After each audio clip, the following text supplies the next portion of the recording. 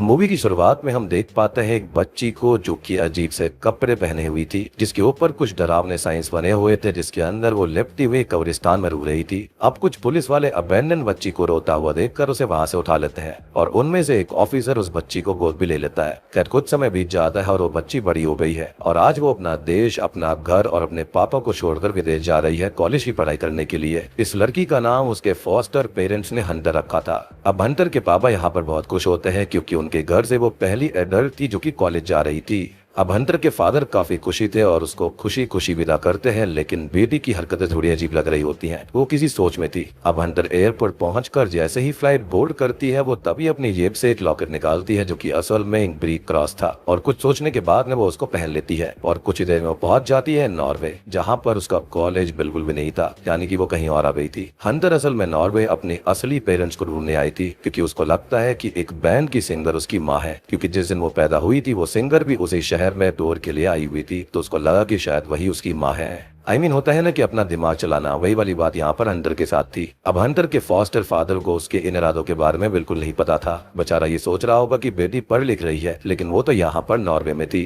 खैर वो यहाँ पर होटल रूम में अपनी हाईली एक्सपेक्टेड मम्मी के अपकमिंग शोज को देख रही होती है, जो कि उसको मिल भी जाते हैं। लेकिन तभी हंटर के रूम का दरवाजा खुल जाता है और वहाँ पर कोई नहीं होता। हंटर को ये काफी अजीब लगता है, लेकिन अब क्या कर सकते हैं, मूवी के अंदर सुपर नेचुरल एलिमेंट्स है तो यहाँ पर ये सब तो होगा ही। खैर हंटर जल्दी से तैयार होती है और पहुंच जाती है उसी वेन्यू पर जहाँ पर उसकी एक्सपेक्टेड मम्मी का बैंड प्ले करने वाला था। उन्हें सुनने के बाद बड़ी ही चालाकी से हंटर उस बैंड की सिंगर की यूज की हुई बियर की बोतल चुरा लेती है, क्योंकि हंटर को उस बोतल पर से डीएनए सैंपल्स चाहिए थे। लेकिन ये हरकतें करते हुए उसे वो सिंगर देख लेती है और इस क्रीप को पकड़ने के लिए बैंड का ही एक आदमी हंटर के पीछे भागने लगता है, लेकिन वो बच बचाकर अपने होटल रूम तक आ जाती है, जहाँ पर वो बड़ी ही आराम से बोतल पर से सलाइवा के सैंपल्स कलेक्ट कर लेती है और सो जाती है। अब अगले दिन जब हंटर उन सैंपल्स को टेस्टिंग के लिए देने जा रही होती है तो बैंड का वही आदमी उसे होटल की लॉबी में पकड़ लेता है। बहुत भागने और बचने के बाद आखिरकार वो उसको पकड़ ही लेता है और अपने बैंड की सिंगर के पास लेकर आता है। वहाँ पर वो सिंगर हंटर से पूछती है कि हाँ भाई क्या हरकत है, और हंटर उसको कहती है कि मैं तुम्हारी बेटी हूँ। सिंगर ही सुनकर शॉक हो जाती है और हंटर को बड़े प्यारे समझाती है कि बेटा फालतू मत बोलो, मेरी कोई भी औलाद नहीं है। और तभी जो आदमी हंटर को वहाँ पर लेकर आया था वो देखते ही कहता है कि ये लड़की तो असल में एना और क्रिश्चियन की है। वो बोलता है कि क्रिश्चियन 25 साल पहले इनके बैंड का बास प्लेयर था। जब ये लोग टूर पर आए थे तब क्रिश्चियन ने जिद करी थी एना को भी साथ लाने के लिए, क्योंकि तब वो हंटर से प्रेग्नेंट थी और डिलीवरी किसी भी टाइम हो सकती थी। लेकिन उसी दौरान एना और क्रिश्चियन का किसी बात को लेकर झगड़ा हो जाता है और दोनों अलग हुए। जब वो दोनों बात नहीं कर रहे होते हैं उसी दौरान एना ने हंटर को जन्म दे दिया, और जब क्रिश्चियन ने एना को फोन करके बच्चे के बारे में पूछा तो उसने कहा कि मैंने उसे मार दिया है। ये सदमा क्रिश्चियन सहन नहीं कर पाया और उसने एना को उसके ही होम टाउन के पास वाले चर्च में बंद कर दिया।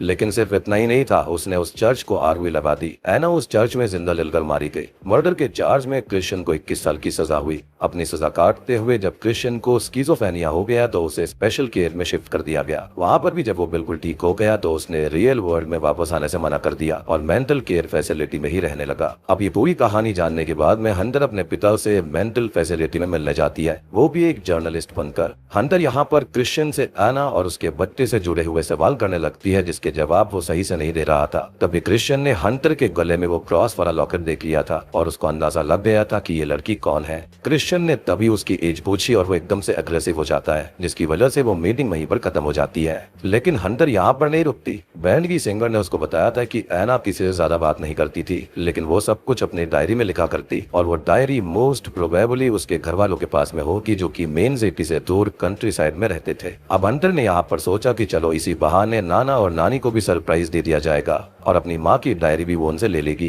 हंटर अब जैसे ही अपनी मम्मी के घर पहुंचती है तो पता चलता है कि वो मम्मी का घर था ही नहीं, वो अगला वाला था। लेकिन उसके नाना जी को बहुत ज्यादा लोगों से मिलना पसंद नहीं था, तो अपनी आंटी के कहने पर वो उस दिन अपने अंकल और आंटी के घर पर ही रुक जाती है। हंटर को जिंदा देखकर सिर्फ उसकी आंटी खुश थी और अंकल बिल्कुल एक्सप्रेशन लेस होते हैं, और उसका रीजन हम जल्दी जान पाएंगे। अब उस घर में रात को बहुत सारी अजीब सी चीजें होती है। उसको लगता है कि जैसे उसके रूम के बाहर कोई चल रहा है, और फिर हंटर बहुत बुरा सपना देखती है जिसके अंदर सब कुछ जल रहा होता है और एक बहुत बहुत ही डरावनी सी लड़की उसके बहुत करीब आ जाती है। अब अगले दिन वो ऐसे रिएक्ट करती है जैसे कि वो छुआ ही ना हो और ब्रेकफास्ट करके अपने नाना जी से मिलने चली जाती है, जो कि देखते ही उसको पहचान जाते हैं कि वो ऐना की बेटी है, क्योंकि हंटर बिल्कुल ऐना के ऊपर गई थी। ऐना के पापा हंटर को बताते हैं कि वो उसे ढूंढना चाहते थे, लेकिन उन्हें पता नहीं था कि वो कहाँ पर होगी। अब बातें करते हुए ऐना के पापा हंटर को ऐना के रूम में ले जाते हैं और उसे वहाँ पर कुछ समय बिताने के लिए कहते हैं। हंटर यहाँ पर सभी से मिलकर काफी खुश होती है और अपनी फैमिली के साथ डिनर करना, अपने कजन स्टील के साथ नोक-झोंक करना उसे बहुत अच्छा लग रहा था। और एक डिनर के ही दौरान हंटर को उसकी आंटी बताती है कि ऐना की डेथ से कुछ समय पहले ही उनकी बेटी भी गायब हो गई थी, जो कि उन्हें कभी वापस नहीं मिली। ये बोलकर आंटी इमोशनल हो जाती हैं और नाना डिस्टर्ब हो जाते हैं, जिसके बाद वो डिनर बीच में ही छोड़कर चले जाते हैं। अब एक दिन बातों ही बातों में हंटर अपने नाना से ऐना की डायरी के बारे में पूछती है, जिस पर नाना जी ये कहते हैं कि मेरी बेटी तो कभी डायरी लिखती ही नहीं थी और आज हम बहुत मिल लिए हैं, चलो अब मैं जा रहा हूँ और तुम अपनी आंटी के घर चली जाओ। अब हंटर यहाँ पर कंफ्यूज हो जाती है कि अपने ही घर पर रहने के बजाय वो उसे अपनी आंटी के घर पर रुकने के लिए क्यों बोल रहे थे। कर यहाँ पर वो बिना कुछ ज्यादा सोचे ही घर जा रही होती है कि तभी उसे रास्ते में स्टील उसका कजन मिल जाता है। वो हंटर को बताता है कि उसके नाना कुछ टाइम के लिए बाहर जा रहे हैं और घर खाली होगा, वो खिड़की से घुसकर घर की तलाशी ले सकती है। हंटर इससे कुछ उड़ाती है और स्टील के साथ गाड़ी में बैठ जाती है। अब उस कार राइड के दौरान स्टील हंटर को बताता है कि कैसे उनकी फैमिली की सारी औरतें या तो पागल हो जाती हैं, गायब हो जाती हैं या फिर ट्रेजिकली मार दी जाती हैं, और हंटर इस खानदान की एक लौती और आखिरी लड़की है जो कि जिंदा है, और ये बहुत ही अजीब चीज थी। अब इतना कुछ बोलकर वो हंटर को नाना जी के घर के बाहर ड्रॉप करके किसी काम से वापस चल देता है। हंटर तभी खिड़की से घर के अंदर एंटर करती है और उसको एक डायरी मिलती है, लेकिन खाली घर में एक दरवाजे के पास खड़ी हुई एक डरावनी लड़की भी दिखाई देती है। वो डर जाती है और तभी उसको लगता है कि नाना घर वापस आ गए। वो जल्दी से बच निकलने की कोशिश करती है, लेकिन वो सीढ़ियों से नीचे गिर जाती है और नाना उसको पकड़ लेते हैं। हंटर का क्रॉस साइन, लॉकेट और डायरी वहीं पर गिर जाती है। इसको देखकर उसके नाना बहुत गुस्सा होते हैं। वो हंटर के सामने से डायरी उठाकर उसे कभी भी इस घर में वापस ना आने के लिए बोल देते हैं। अब हंटर अपनी आंटी के घर जाती है और उसे थोड़ी बहुत उम्मीद लगाती है। वो उनसे बोलती है कि उसके नाना जी उसको वो डायरी दे दे, लेकिन यहाँ पर उसकी आंटी काफी डरती थी नाना से। वो कहती है कि अगर तुम्हारे नाना जी ने इस चीज के लिए मना कर दिया है तो वो उसको डायरी कभी नहीं देंगे। हंटर को इस बात पर गुस्सा आ जाता है और वो कहती है कि ठीक है फिर, और वो तो खाली उस डायरी के लिए यहाँ पर आई थी और वो यहाँ से जा रही है।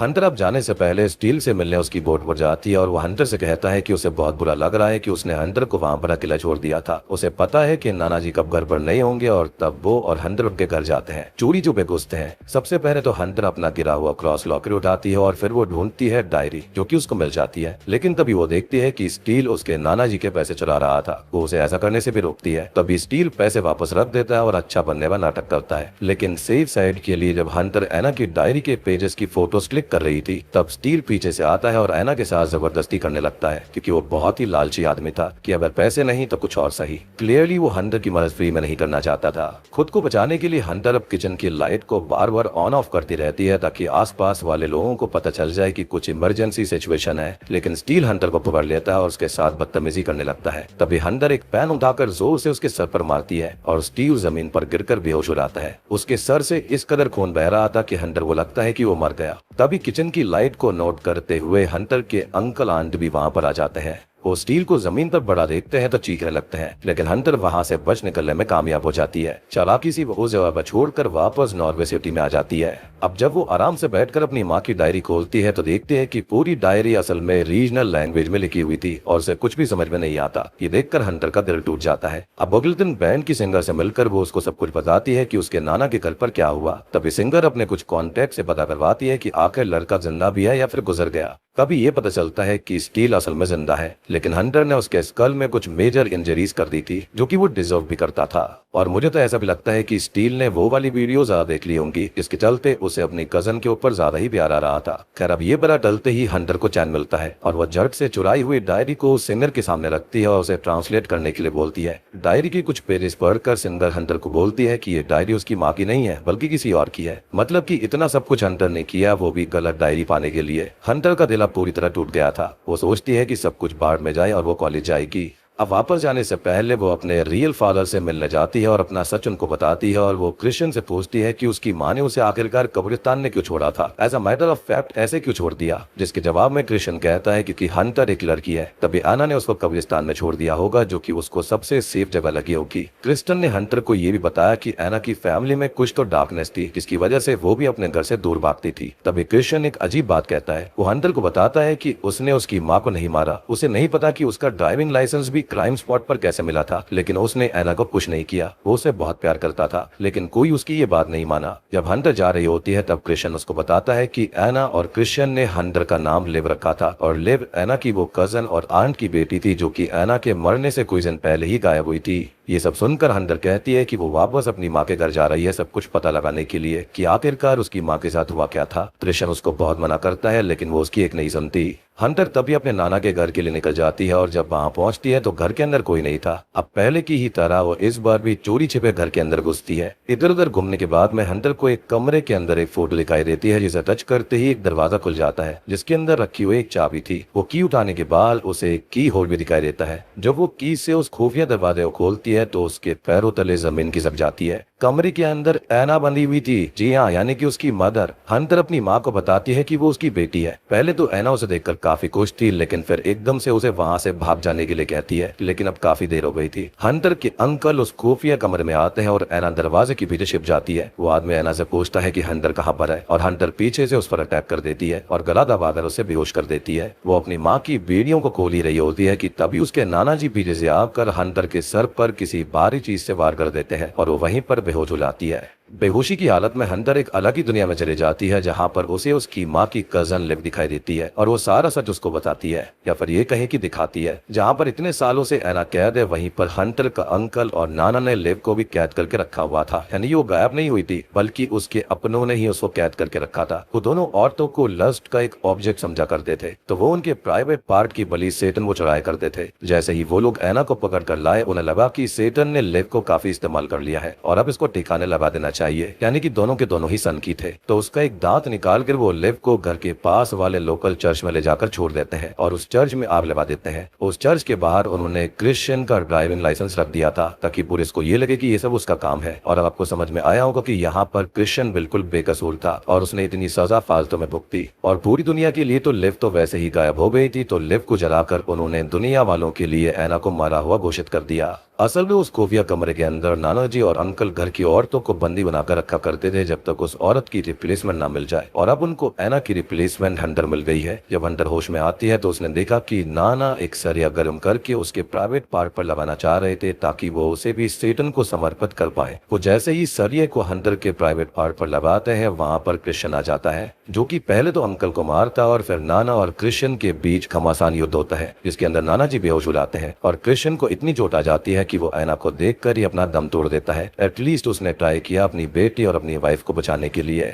अब हंटर और एना अपनी जान बचाते हुए उस घर से भाग जाते हैं, लेकिन चलते हुए बीच में ही एना थक जाती है और हंटर उसको कहती है कि वो अभी हेल्प लेकर वापस आ रही है। और तभी नाना जी पीछे से हथौड़ा लेकर आ जाते हैं। वो एना से हंटर के बारे में पूछते हैं और वो कहती है कि हंटर तो भाग गई। तो नाना जी उसको ढूंढने के लिए निकल जाते हैं। तभी हंटर फोक से निकलकर अपने नाना के ऊपर अटैक करती है, लेकिन उनकी कुल्हाड़ी के अटैक से वो खुद बेहोश हो जाती है। अब उसका नाना उसे घसीट कर उसे वापस घर के अंदर ले जा रहा होता है विधि को पूरी करने के लिए। तभी हंटर उन्हें कायर बुलाती है, जिससे उस आदमी की ईगो हर्ट हो जाती है। वो हंटर को यहाँ पर बहुत बुरा भला कहते हैं कि तभी हंटर कुल्हाड़ी से वार करके उन्हें जान से मार डालती है। जैसे ही नाना अपनी आखिरी सांस लेते हैं, हंटर को लिव की आत्मा दिखती है, जो कि आज तक उस लॉकेट के जरिए हंटर के साथ थी। और बीच बीच में हम यहाँ पर देख रहे थे ना किसी को, तो यहाँ पर वो कोई और नहीं बल्कि लिव ही थी। लेकिन अब यहाँ पर लिव की आत्मा को शांति मिल जाती है। अब आखिरी सीन में हंटर अपनी माँ एना और उसके फॉस्टर फादर के साथ में आ जाती है, और इसी के साथ में ये फिल्म यहीं पर खत्म हो जाती है।